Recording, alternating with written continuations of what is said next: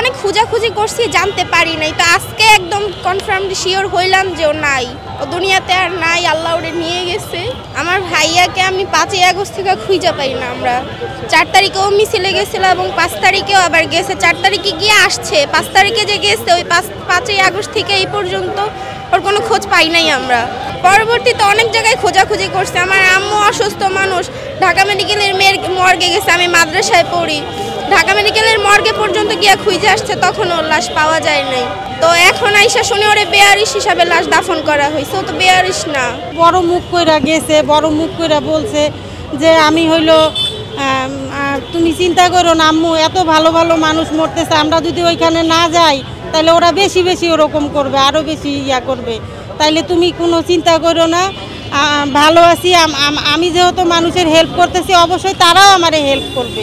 জানতে পারলাম এটা মানে অনেকজন অনেক জায়গায় যাওয়া হয়েছে, আম্মু এগুলা নিয়ে অনেক হয়রানি করা হয়েছে আম্মুকে।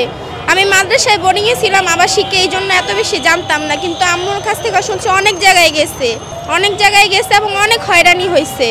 এমন মানে আমরা হ্যাকারের হাতে পড়ছিলাম, 6,000 টাকা নিচ্ছে আমাদের। আমি তো অনেক দিন ঘুরছি, অনেক কষ্ট করছি, এগুলা আসলে এতগুলা কথা আমার মনে থাকে না, আমার মাথায় এখন সমস্যা হয়ে গেছে।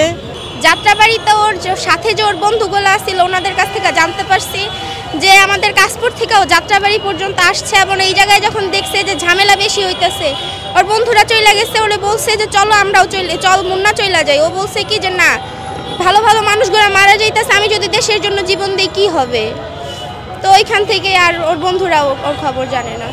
আপনার ছেলে কি করতো? ও হলো গার্মেন্টসে চাকরি করতো। বয়স কেমন ছিল? 2 নাম্বার নিস ফেলোয়ারে, এমজি নিস ফেলোয়ার, 24। বিয়ে করেছিল? না, ও 25 সালে বিয়ে করার কথা ছিল। জুরাইন কবরস্থানে দাফন করা আছে ওর লাশটা, তো ওইখান থেকে নিয়ে যেন আমাদের গ্রামের বাড়িতে ওরে দাফন করা হয়। এইটাই আজকে প্রায় 1 বছর 5 মাস পরে। খুনি হাসিনার জন্য যে রায়টা হয়েছে, ওই রায়টা যেন ওনাকে বাংলাদেশে আইনা ওই রায়টা যেন বাস্তবায়ন করা হয়। সরকারের কাছে আহ্বান আমার যে রাষ্ট্রীয় মর্যাদা দিয়ে শহীদিভাবে তার লাশটা আমাদের কাছে জানি আমার গ্রামের বাড়িতে নিয়ে যায়, সে জানি গ্যাজেটভুক্ত হয়, এটাই আমার সরকারের কাছে আবেদন। কিন্তু সংগঠনের পক্ষ থেকে কি আপনাদের জানানো হয়েছিল কিনা যে আপনার ভাই নিহত হয়েছে বা না, এরকম কোনো কিছুই জানানো হয় নাই আমাদেরকে। আমরা এরকম দৌড়াদৌড়ি অনেক জায়গায় করার পরে জানতে পারছি, এর আগে আমরা জানতে পারি নাই। কাদের মাধ্যমে জানলেন যে আপনার ভাই নিহত হয়েছে? হ্যাঁ, বৈষম্য বিরোধী ছাত্র আন্দোলনের